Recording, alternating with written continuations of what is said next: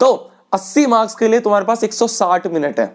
160 minute कैसे हो गए भैया, 180 मिनट होते हैं 3 घंटे के, तो बताता हूं। तो 80 मार्क्स के लिए 160 मिनट है, मतलब कि 1 मार्क के लिए तुम्हारे पास 2 मिनट है, ठीक है। तो 1 मार्क के क्वेश्चन में ना 2 मिनट से ज्यादा नहीं देने, दिमाग में बिठा लो ये बात। 1 मार्क का क्वेश्चन है, सिर्फ 2 मिनट देने हैं। 3 मार्क का क्वेश्चन है, कितने मिनट देंगे तुम, 6 मिनट दोगे, मतलब कि 3 2 6 हो गए, ठीक है। 1 मार्क के लिए जब 2 मिनट है तो 3 मार्क के लिए कितने होंगे, 6 मिनट हो गए। इस तरह से टाइम डिवाइड करते हुए चलोगे तो तुम्हारा 160 मिनट में पेपर खत्म हो जाएगा। 160 मिनट में पेपर खत्म होगा, मतलब कि 20 मिनट ऑटोमेटिकली बच गए यार। ऑटोमेटिकली एक बार रिवाइज करने के लिए पेपर 20 मिनट बच चुके हैं, तो इस बात को ध्यान रखना है। आगे की बात करते हैं। मैंने सारे के सारे पॉइंट्स लिख लिए हैं जो कि तुम्हें बताने हैं, ठीक है। एक एक पॉइंट दिमाग में रखना है, एक एक पॉइंट जो यहाँ पे लिखा है ना, सब इंपॉर्टेंट है। एक बार दिमाग में बैठा के जाना कि हाँ जो बोला है वो वहां पे करके आएंगे, पेपर को फोड़ के आना है, ठीक है। किस सेक्शन से स्टार्ट करें, सबसे मेन क्वेश्चन है, किस सेक्शन से स्टार्ट करें। तो यार देखो, इंग्लिश में, हिंदी में और मैथ्स में सब में मैंने बता दिया था कि देखो इस क्वेश्चन से स्टार्ट करना है, इस सेक्शन से स्टार्ट करना। पर यहां पे कोई ऐसा एक, मतलब तुम समझ रहे हो, कोई ऐसा प्री प्लान्ड कोई ऐसे मत रख के चलना कि भाई ये वाला सेक्शन आएगा यहां से शुरू करना है, ऐसा नहीं करना है तुम्हें। वहां पे जाके जो शुरू के 15 मिनट है, मैं पहले बोलता था कि शुरू के 15 मिनट में पेपर नहीं पढ़ना, पर एसएसटी में पढ़ना है। एसएसटी में तुम्हारे पास जो 15 मिनट है उसमें तुम्हें 2 काम करने हैं। पहला काम कि तुम्हें पेपर रीड करना है। पेपर रीड करने के बाद क्या करना कि जब पूरा पेपर रीड कर लो ना, तो ये देखना कौन कौन से क्वेश्चंस आते हैं। जो जो क्वेश्चन आते हैं उनमें सबसे हायर मार्क वाला कौन सा है, ठीक है। मान लो तुम्हें अभी ऐसे रैंडमली मान लो तुम्हें 7 क्वेश्चंस आते हैं, उन 7 में से 4 ऐसे क्वेश्चन हैं जो कि 5 मार्क्स के हैं, तो पहले उन्हें खत्म करेंगे, फिर उसके बाद 3 मार्क वाले पे आएंगे, फिर 1 मार्क वाले पे आएंगे। इस तरह से क्वेश्चन पेपर को दिमाग में कर लेना कि 15 मिनट में शुरू के। और दूसरा काम क्या करना है 15 मिनट में, कि जो जो क्वेश्चन चॉइस वाले हैं, और वाले जो क्वेश्चन हैं, उसको दिमाग में एक बार बिठा लेना कि इन दोनों में से सिर्फ ये वाला करना है, ठीक है। फाइनल कर लेना, एंड मौके पे चेंज मत करना, पहले दिमाग में रख लेना कि ये वाला क्वेश्चन वहां पे करना है।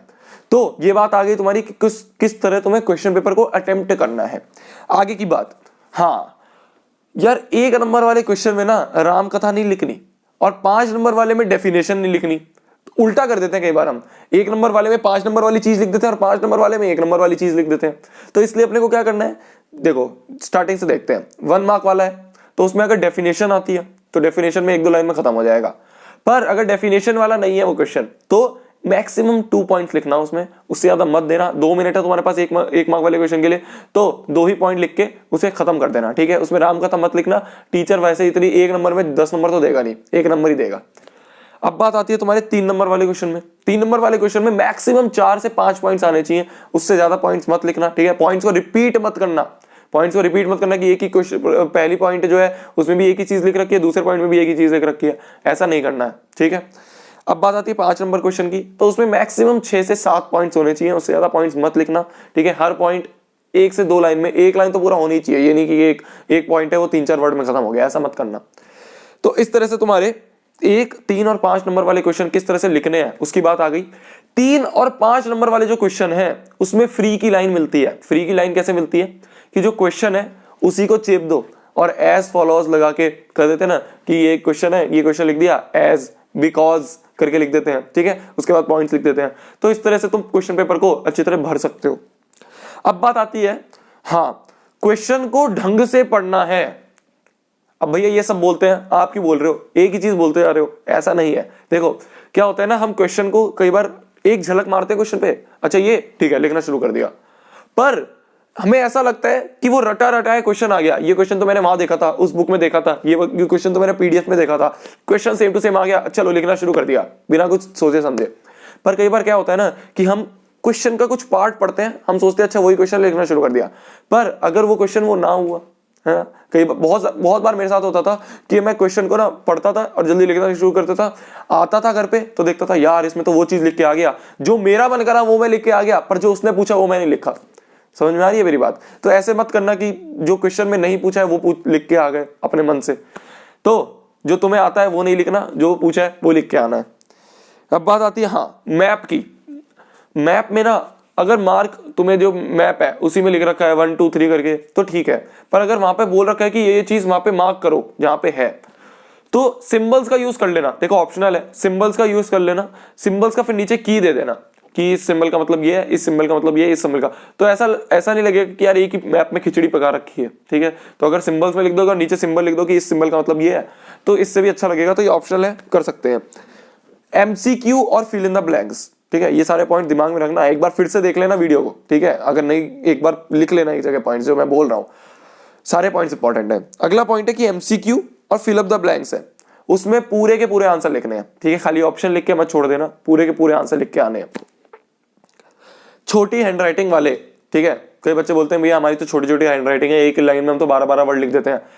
यार थोड़ा सा फैला के लिखो, ठीक है ना, थोड़ा सा बड़ा कर दो, इंक्रीज कर दो थोड़ी सी साइज, कि एक लाइन में मैक्सिमम 8 वर्ड आ पाए।